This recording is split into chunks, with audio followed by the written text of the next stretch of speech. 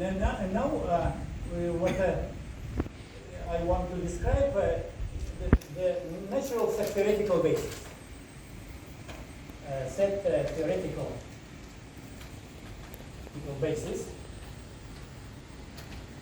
which are given by Fa, where A runs through the finite subsets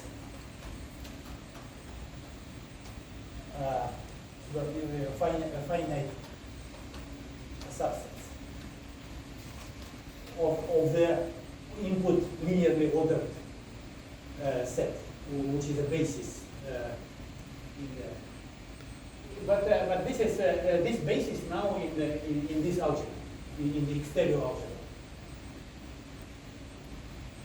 So of course, and now just a notation.